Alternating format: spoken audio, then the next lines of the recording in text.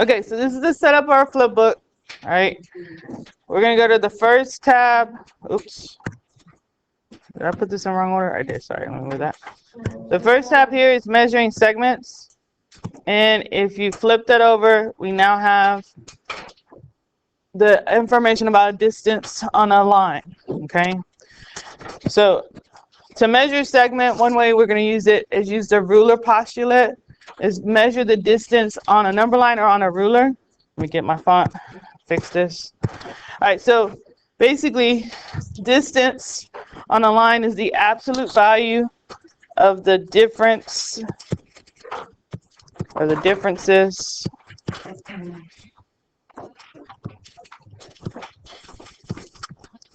dang it, I can't spell the name or write correctly. Undo that, sorry.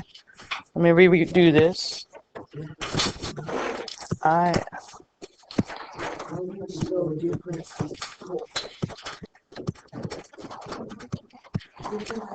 Okay, the differences of their coordinates. So each point is got to have a value to it, and to find the differences of their coordinates means you're going to have to subtract.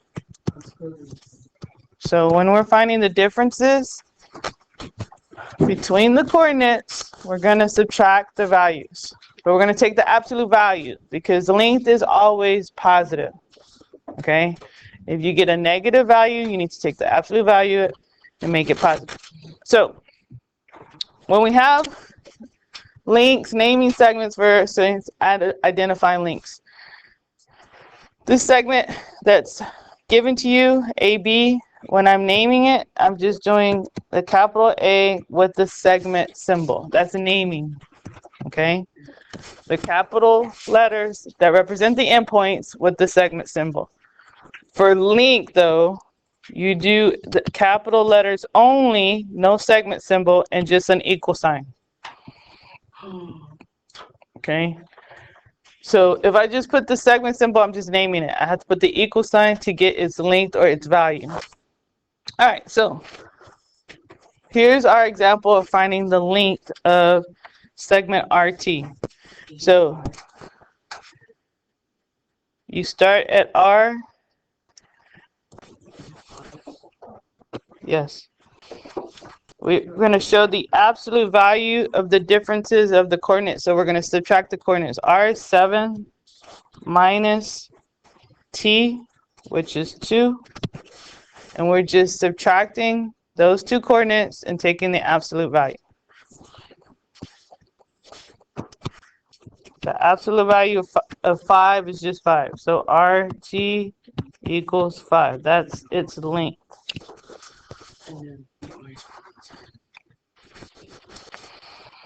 Now, V is here at 3.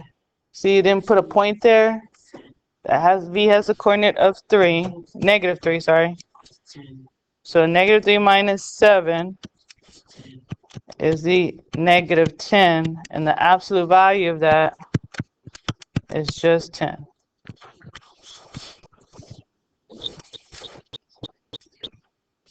All right.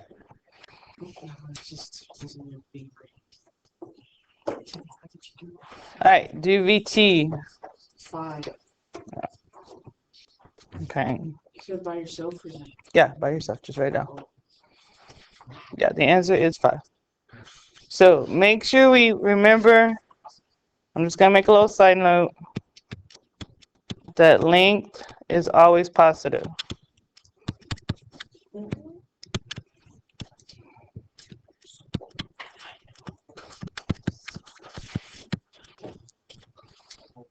It's always going to be a positive answer because we're going to take the absolute value of that.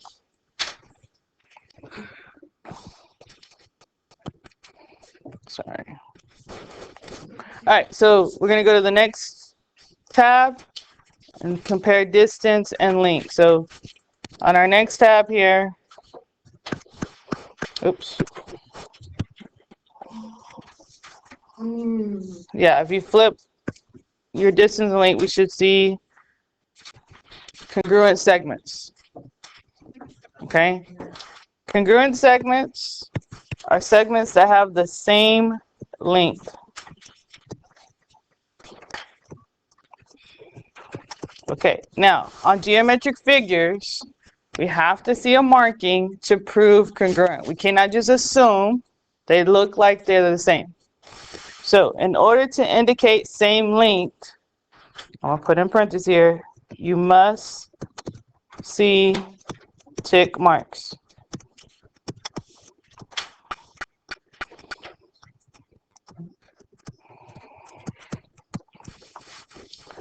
So on the two segments here, HI, there is the tick mark right here. And JK, they have the same tick mark.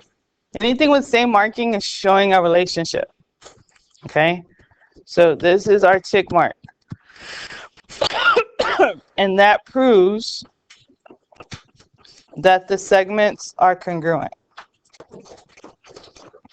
So there's two ways we're going to show congruent. First, we're going to show it with the congruent symbol.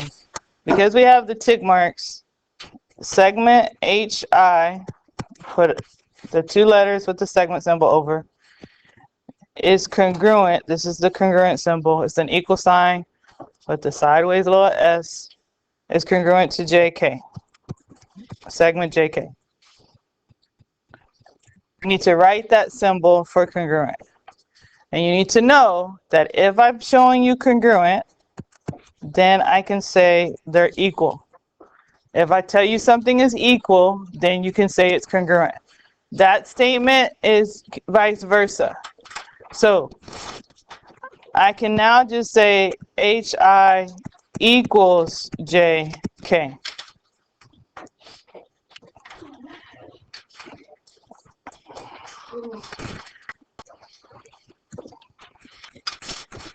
All right, so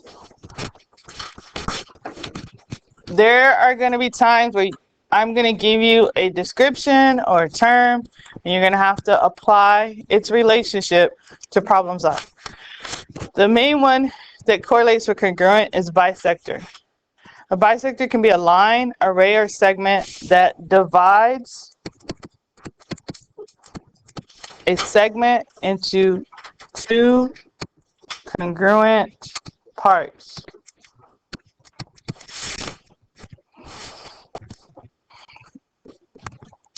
In the figure, the diagram that they provide for you to the right, the line with the double arrows, the line ZX is the bisector. So I'm just going to label it so we know. I put the T in the wrong spot. Sorry. So you know who's doing the cutting versus who's getting cut. Okay. All right. So what you're responsible, because we have two congruent parts, what markings do we need to see to show congruent? The tick marks, exactly. So if XZ is doing the cutting as the bisector, you need to put tick marks between WX, I'm going to put double tick marks, it's just another way, and XY, double tick marks. The tick marks need to have the same number of tick marks, I guess, to show the relationship. So I can do single or I can do double. I did double just to indicate, sorry, I'm just going to fix this, to indicate this segment is different from JK, okay? So what I can conclude here is WX, this segment is congruent to XY. Now, if you have a bisector, it creates two equal parts, but it also has another relationship, okay? The two parts are equal, so I could double one part, WX or XY, and it equal to the whole segment, WY. So I can double a part to equal a whole. I was trying. Okay. A bisector divides or it doubles to equal a whole. All right, so based on the marking, we're going to find the lengths. So on our first one here, they want us to find the length of CD. CD has a single tick mark. Who else had a single tick mark? AB. AB. And what is the length of AB? 12. So CD equals 12. That's it. Okay. What is the length of LM? 7. Yep, because it had a single tick mark which matches MP. So what is the length of L to P? 14. Yep, 7 and 14. Yes. All we're doing is adding up the two parts. All right, now in 6, from X to Z, that is 37. This is representing the whole segment. So if this is the whole and it's getting bisected into two equal parts, 18.5. yeah, 18.5. All we had to do is say 37 divided by 2. Okay. All right. Now, you're only going to have one or two diagrams with just number values. Odds are your problem solving is going to be with algebraic expressions embedded. Okay, so find DE. Right off the part, I see D has a tick mark, which is the same on FG. Okay, so what do I know about those two segments? They're the same. They have the same length. So I know DE equals FG. They have the same length. So now I'm going to substitute the value or the expression for DE. D has this expression, 5x plus 9.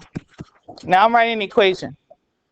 D, which is 5x plus 9, is going to equal to FG, which was 3x plus 17. Yes. Now we're just back to two-step equations. And with the variables on both sides, we start with the smallest, minus 3x. Start with the smallest variable. So 2x plus 9 equals 17. And then all I need to do is isolate the x term, subtract the 9. So 2x equals 8. Yes, x equals 4, but this is not our answer. So what are we trying to find? DE. So we have to plug it back in. So DE is 5 times the 4 plus 9. Yes.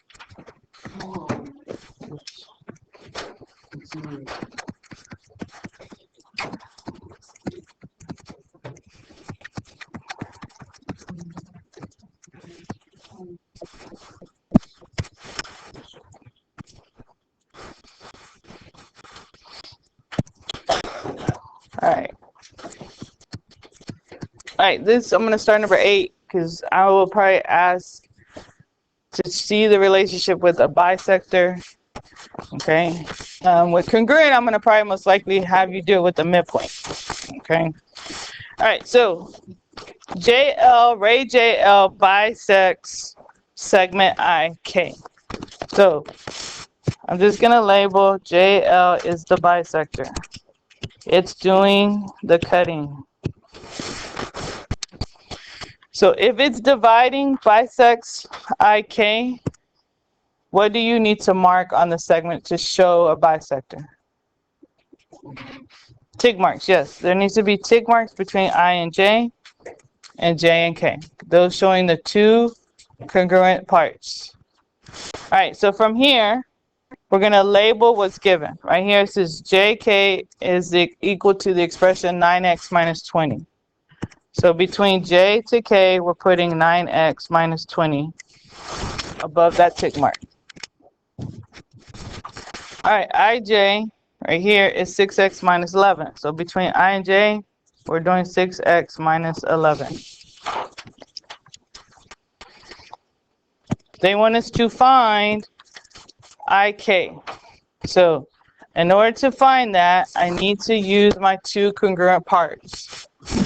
So I should start off with IJ equaling JK, because those are the two tick marks. And now I can substitute. IJ was the 6x minus 11 equals 9x minus 20. Now we're solving for x.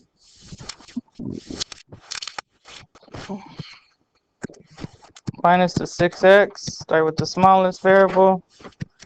Negative 11 equals 3x minus 20. Add the 20 on both sides. We end up with 9 equals 3x. So 3 is my x. Now, that's not what we're finding. We're finding IK. So we have to plug it back into a segment. Does it matter which segment I plug it back into?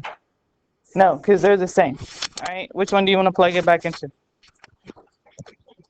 IJ? Okay, so right here, IJ is 6 times 3 minus 11, which is 18 minus 11, which is 7.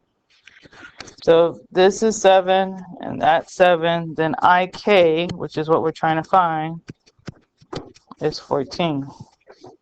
There's our solution.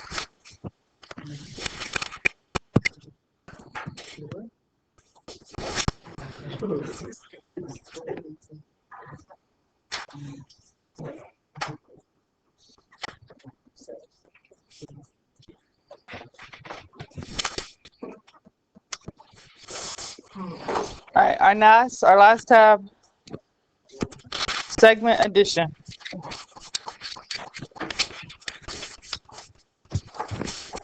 So whenever we have points on the same line, do y'all remember what that's called?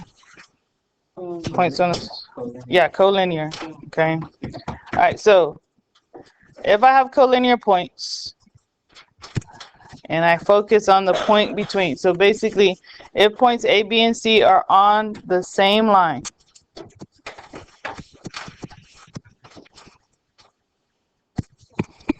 with B, this is a key part. We have to know which one is between A and C.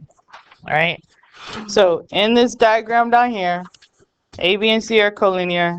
B is the between. I'm just going to abbreviate that BTWN. That's our point between. Whenever you have a point between, you now create additional segments in the whole segment. You create parts. Okay. So we have one part that is, oops, I meant to do that different color. Sorry. From A to B, that's a part. From B to C, that's the next part. And then when I go from A to C, that's the whole segment. So if I have a point in between, then my parts, which are AB plus BC, equal the whole segment, which is AC. The key to this is anytime I see the word part or the word between, I need to think part plus part equals whole. Anytime I see the word between, I need to think part plus part equals whole. Okay. All right, so on our first little example or problem here, which point is between? Yep, I is the between. All right, so that means 8 or JI is a part and I to K is the other part. They want us to find G to K. Yep. How do we do that? All we have to do here is do 8 plus 15.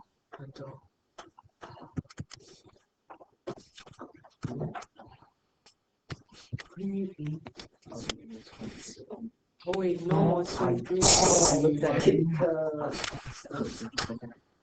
GK, the whole segment.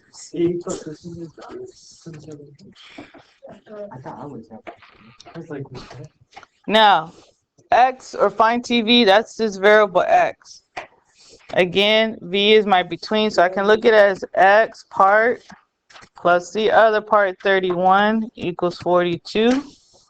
Or because I have the whole segment,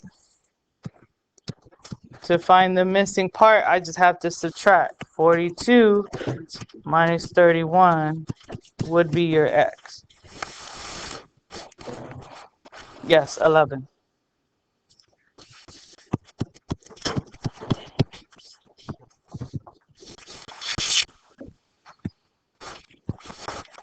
Okay, so like I said, you're gonna only have one or two where it's just numeric value, find the missing part. Odds are the questions, are gonna be 11 through 13. So I'm gonna do one with you. I'm gonna see how well we can set up and show you what type of work I'm gonna be looking for. And then I'm gonna check your understanding with the remaining. So to start off a problem like this, one, hopefully we see that M is our between. Okay, right off the bat, you should be able to see that and be able to make a conclusion from there. What they do is they say, what if OM is 15x plus 7? That's the segment from O to M. So in between here, right here, we're going to write the expression 15x plus 7 on our diagram. So labeling the diagrams, guys, that's how you get partial credit in here. That's how I can see your thinking. Then it says right here, segment ML, okay, is 4x minus 9. So in between L and M, I'm going to write the expression 4x minus 9.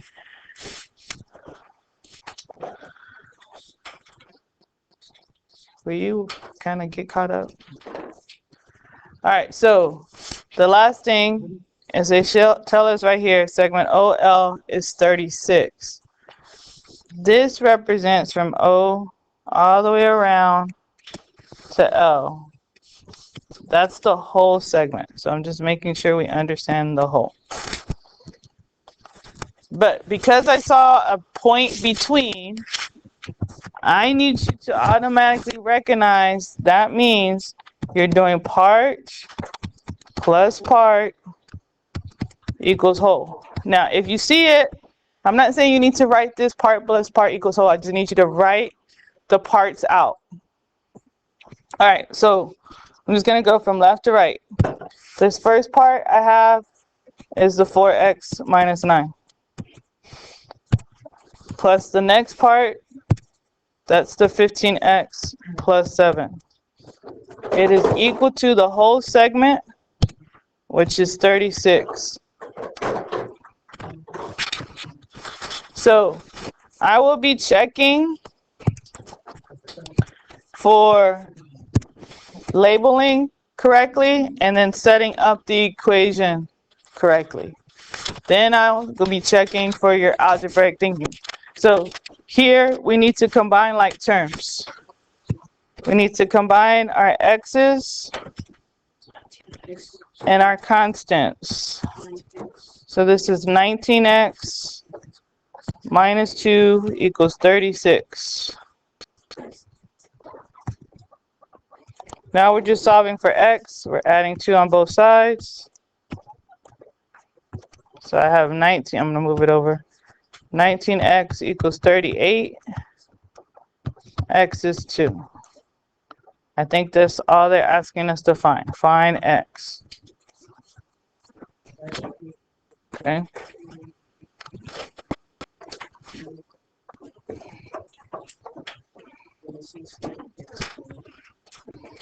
So on 12, I'm hoping you see P is between. And the minute I know that, I'm doing part plus part equals whole. All right, SP right here, between S and P is the 14x minus 3. Between P and U is 7x plus 5. No, okay. And SU, so from the S all the way to the U is 65. All right, so I want to see if you can set up the equation, do the part plus part equals whole to find x. So you're doing number 12, and then 13, you're going to do 13 as well, but you have to find AB, which means you have to plug in the x for the value. So you have one extra step on 13, okay? So I'm going to give you some time to do that. Check your work.